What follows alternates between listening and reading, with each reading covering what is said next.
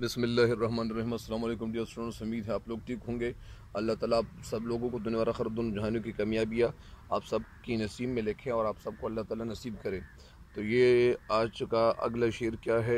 अगला शेर है क्या राह बदलने का गिला, क्या राह बदलने का गिला हम सफ़रों से, यानी हम सफ़रों से उसने रास्ते बदलने का गिला किया, यानी हम सफ़रों से क्या राह बदलने का, यानी रास्ता बदलने का गिला हम सफ़रों से उसने किया। जिस राह से चले, जिस रास्ते पे वो चले, तेरे यानी तेरे दर व बाम के मानी दर के मानी दरवाज़ा, बाम के मानी पूछा या छत ही आए, यानी वो तेरे घर का ही रास्ता रहा। इसका मफहूम क्या है?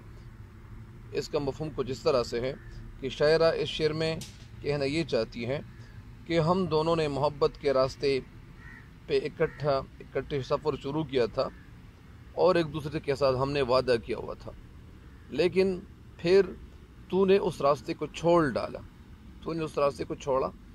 और रास्ता कौन सा था? मोहब्बत का रास्ता छोड़ा, यानी मेरे साथ मोहब्बत छोड़ दी और तूने बहा न सका मोहब्बत को। तो इसका मफहूम यही है। इस शेर की तशरीह मैं आपके सामने रख देता हूँ। इस शेर की तशरीह कुछ इस तरह से है और शायरा कहना ये चाहती है, शायरा शेर में कहना ये चाहती हैं कि इस बात का अफसोस है कि उसका जो महबूब है वो इसका महबूब जो है इसको आधे रास्ते में छोड़ दिया है और तन्हा छोड़ दिया है।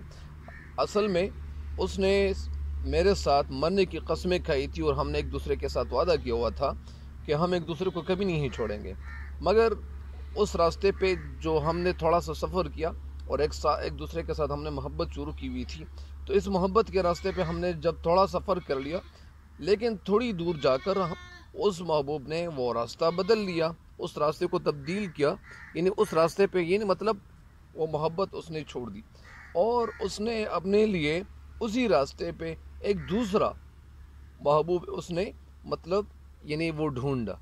और वो क्या ढूंढा? यानी वो उसने दूसरा महबूब ढूंढा अपने लिए।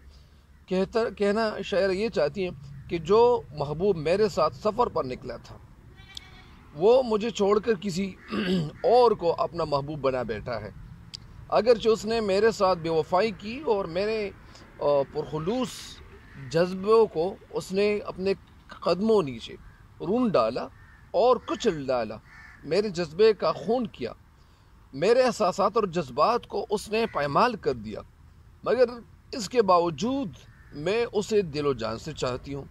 बात असल में ये होती है कि जिसके साथ मोहब्बत शुरू हो जाती है तो फिर वो कहती है कि वो उसके साथ मोहब्बत छोड़ना वो मुश्किल सी बात लगती है।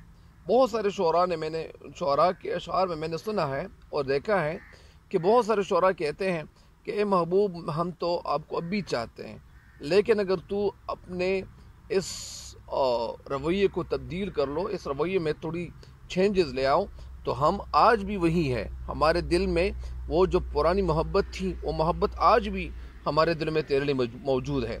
इसी तरह ये जज्बा इस शायरा के दिल में भी है। किसके लिए है? महबूब के लिए है। वो जहाँ रहता है वहाँ के दरो दीवार से मुझे मोहब्बत हो गई है। शायरा ये चाहती है कि वो मेरा महबूब जहाँ रहता है, उसका घर जहाँ भी है, उस घर के साथ यानी मेरे दिल में उस घर के साथ दरो दीवार, उसके गली कूचे के साथ मेरी मोहब्बत हो गई है। मैं जिस तरफ भी जाऊं तमाम कूचे और गलियां महबूब के दरो दीवार की तरह मुझे नज़र आती हैं। ज़ाहिरी बात है कि जब दूसरा रास्ता होता है तो वो भी उसी महबूब की तरह यानी वो रास्ते नज़र आते हैं।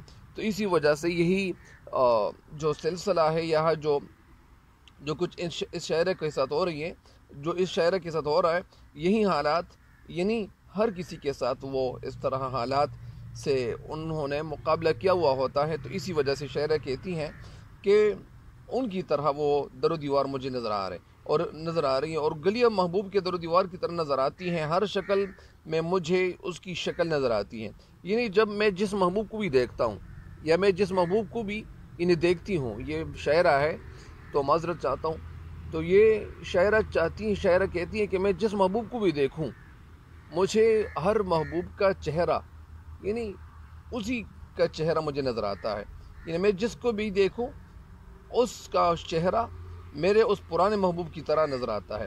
یہ محبت کی انتہا نہیں ہے، شاعرہ کہنا یہ چاہتی ہے کہ یہ محبت کی انتہا نہیں ہے تو اور کیا ہے کہ اس کی سوچ اور فکر ہر وقت ذہن پر یعنی تو ہی سوار رہتا ہے۔